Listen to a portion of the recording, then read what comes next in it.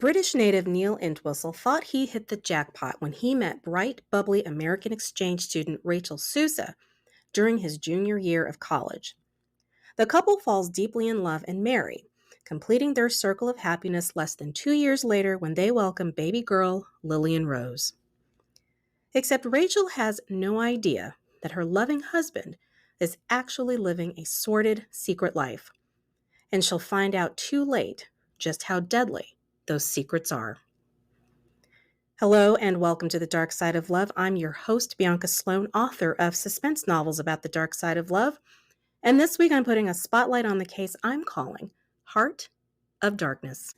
Born on September 18, 1978, UK native Neil Entwistle hailed from Nottinghamshire, considered a ceremonial county in the East Midlands of England, the oldest son of Clifford, who was a coal miner and later a district councillor, and school cook Yvonne.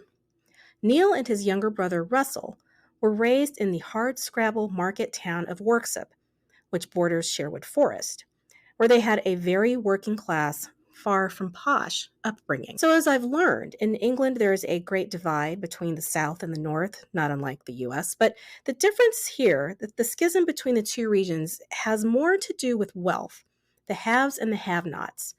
So those who live in the North are considered more working class, more blue collar, while Southerners are viewed as more upscale, wealthy, or posh. Tall, dark-haired Neil yearned to break free from his working-class northern roots, and after attending school at Valley Comprehensive in Worksop, he went on to the University of York to study electronic engineering with business management. Brian Rossiter, who was head teacher at Valley Comprehensive, told People magazine that Neil was, quote, gifted academically and socially, the ideal student.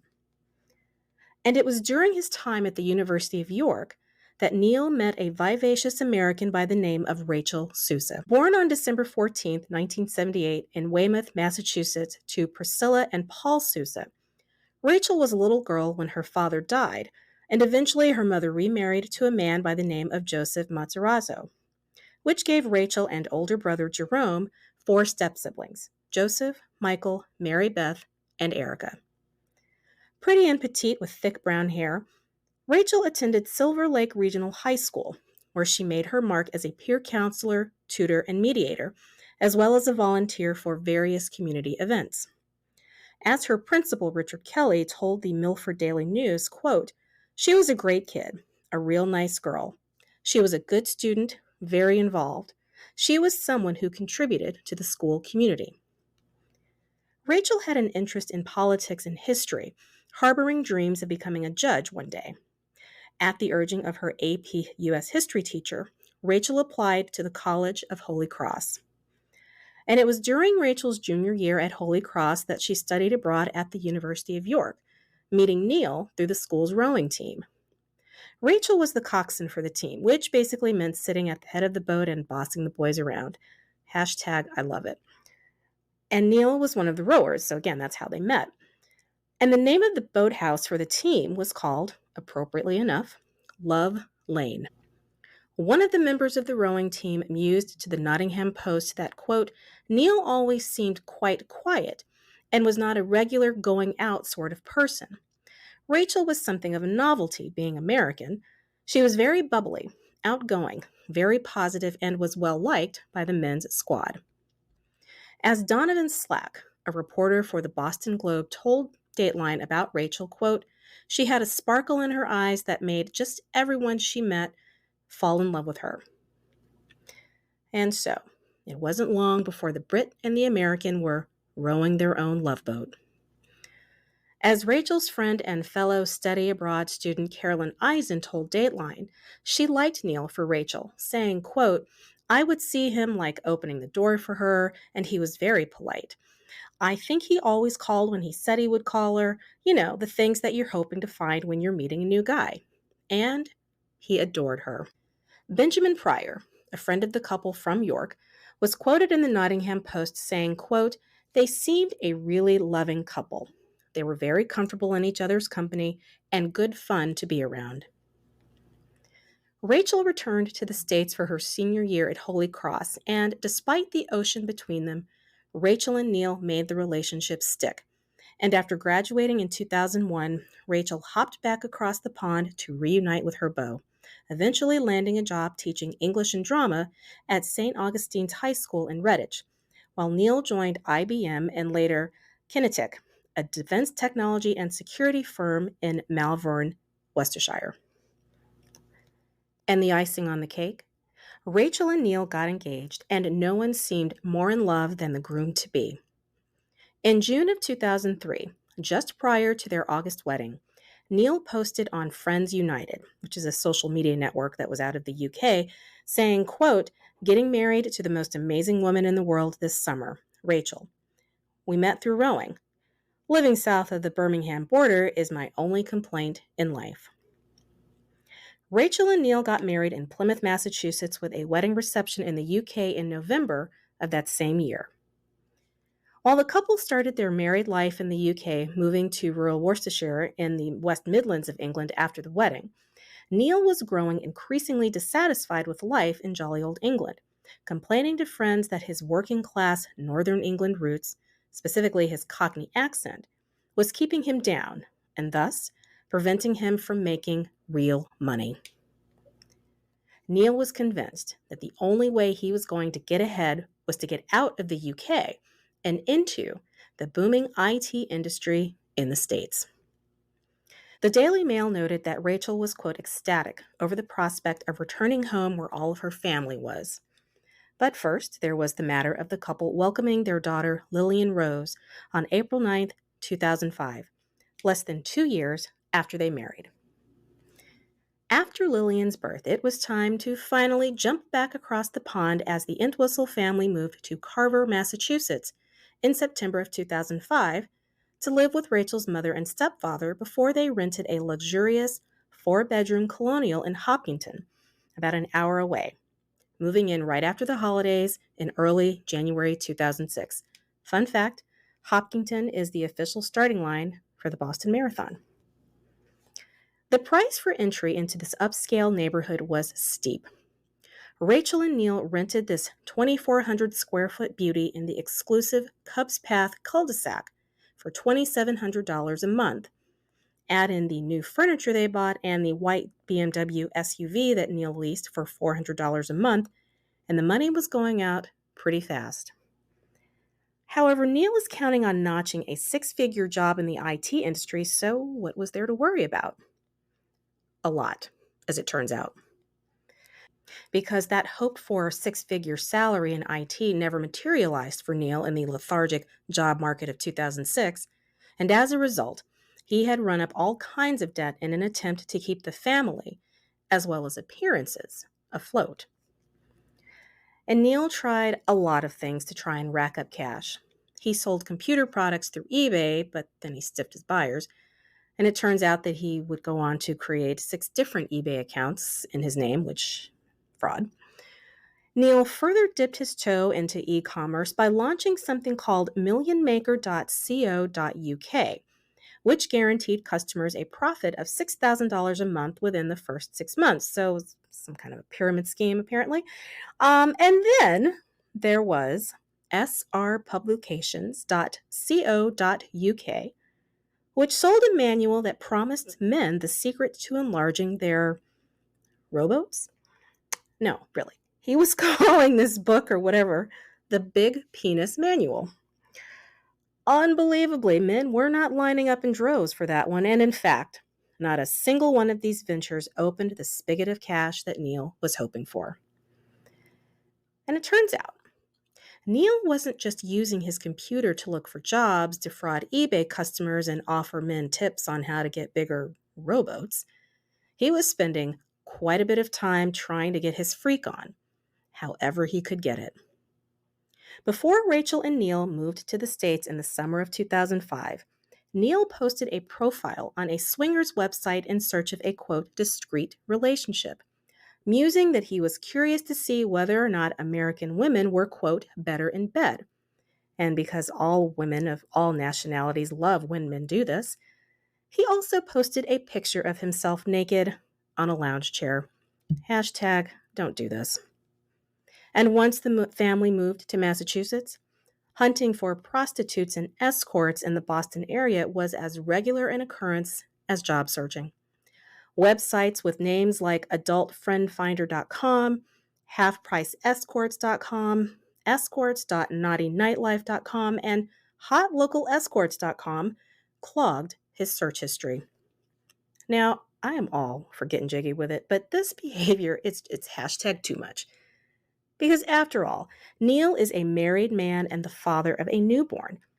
The last thing that he should be doing is chasing after prostitutes and posting nude pictures of himself on the internet. January 21st, 2006. Rachel and Neil have been living in the house on Cubs Path for about 10 days, occasionally inviting friends and family over for informal get-togethers in order to show off the house. Rachel's mom, Priscilla, and a friend have come by for one of those get-togethers, but the house is quiet. The white BMW is gone.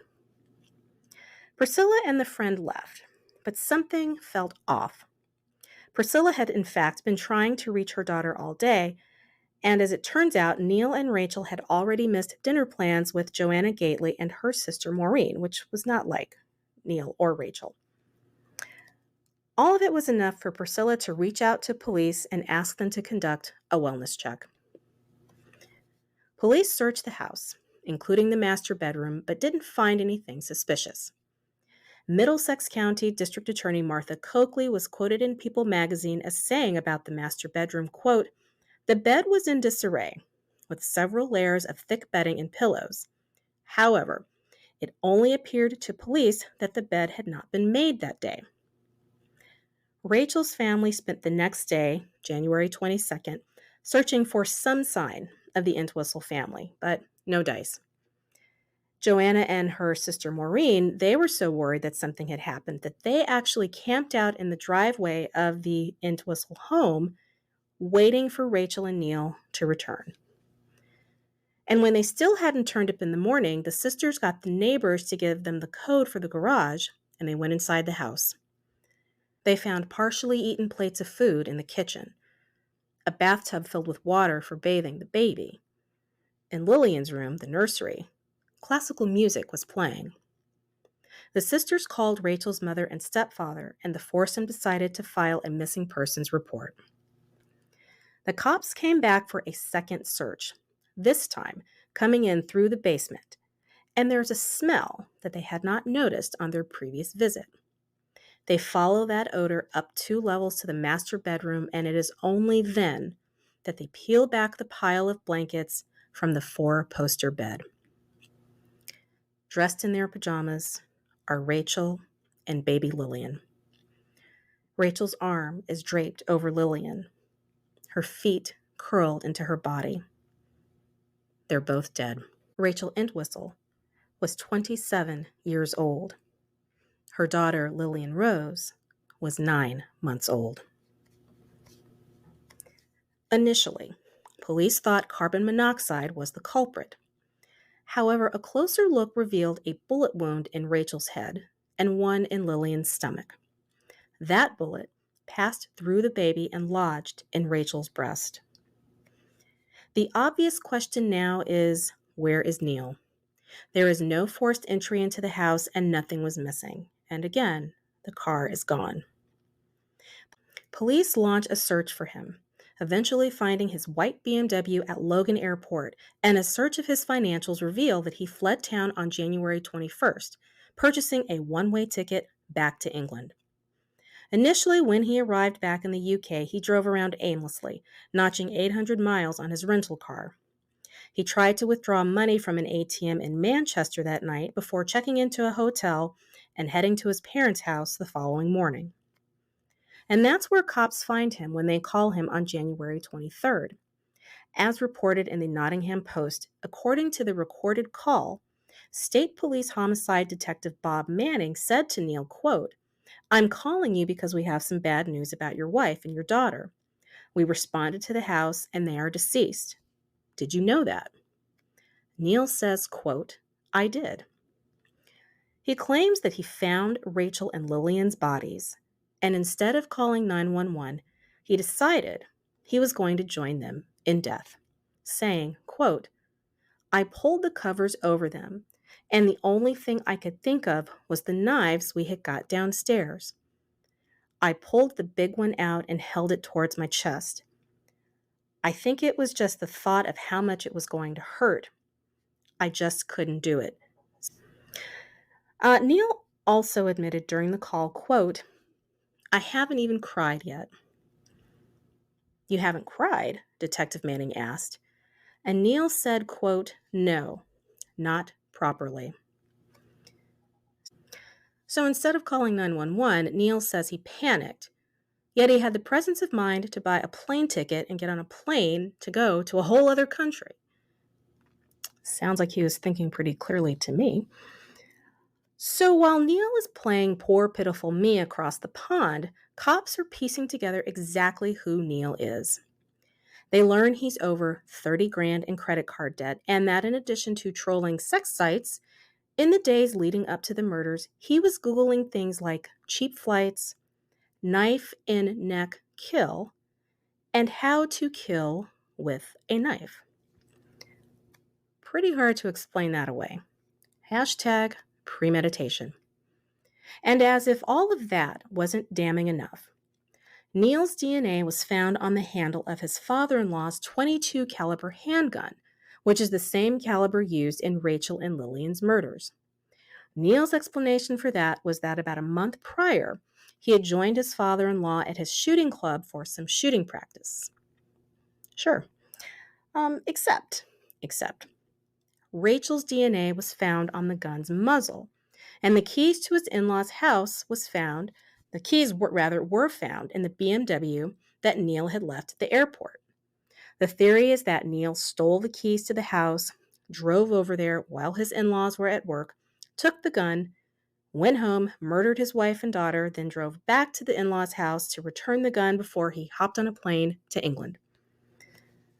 Cops speculate that the motive for the killings was financial, even though there weren't any insurance policies out on Rachel, so he wasn't going to benefit from killing her. Like there wasn't going to be some $1 million windfall if she died.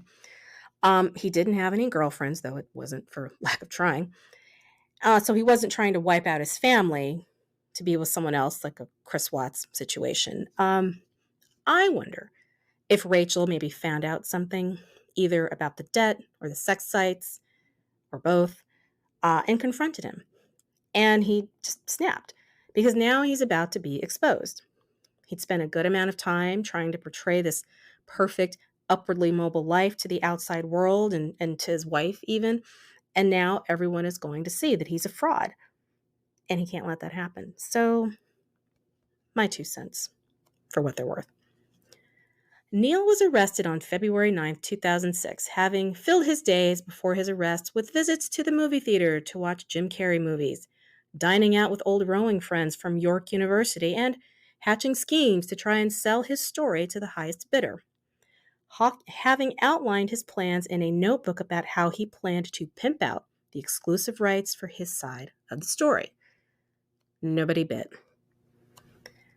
Neil was extradited back to the States on February 15th, and after being denied bail, he was indicted on March 28th of 2 counts of first-degree murder, illegal possession of a firearm, and illegal possession of ammunition. He entered a plea of not guilty 2 weeks later. Neil's trial began on June the 2nd, 2008, over 2 years after the murders, and he's got a whopper of a defense. His attorney declared that it wasn't Neil who committed these heinous murders, but rather that Rachel had killed Lillian before turning the gun on herself, chalking it up to extreme depression. And all a horrified and heartbroken Neil was trying to do was protect the honor of his late wife's name and reputation by covering up the crime, literally pulling the covers up over the bodies, and running. It's ludicrous, of course, and nobody believes for a second that this is what happened. Neil was found guilty by the Middlesex Superior Court jury that heard his case, and Judge Diane Kottmeyer handed down a sentence of mandatory life in prison, no possibility of parole. Neil appealed his conviction in 2012 but was denied, so he will live the rest of his life in prison. He is currently serving his sentence at Old Colony Correctional Center in Bridgewater, which is a medium security facility. Rachel and Lillian were laid to rest together on February 1st, 2006. Now, I know I said nobody believed Neil's defense that he was trying to protect his wife's reputation because his parents actually believe him, which, it's their kid, so that it's not a stretch to think that they would do that. But they continue to this day to proclaim their son's innocence, saying that the media circus surrounding the case and that evidence of gunshot residue found on Rachel's hands that was never properly presented to the medical examiner meant that their son never got a fair trial. Rachel's mother, Priscilla, hit back at this appalling defense, telling the judge in the case, quote, "Our dreams as a parent and grandparent have been shattered by the shameful and selfish acts of one person, Neil Entwistle. For him to try to hide behind an accusation of murder/suicide of this beautiful woman and perfect mother is low and despicable. Joe and I, Rachel's family and friends, were sentenced without the luxury of a trial by jury and now must go on with an eternity of emptiness. Suffering does not begin to describe what we have endured." Thank you so much for joining me for another episode of The Dark Side of Love. I'm your host, Bianca Sloan, and show your love for The Dark Side of Love by visiting thedarksideoflove.com for show notes and transcripts. While you're there, sign up for my newsletter to be notified about new episodes, and you can also find a link to my Patreon page where you can access bonus material and other fun stuff. Learn more about my suspense novels about the dark side of love by visiting biancasloan.com. Thanks for hanging out with me, and join me next time for another tale of love gone wrong. I'll see you on the dark side.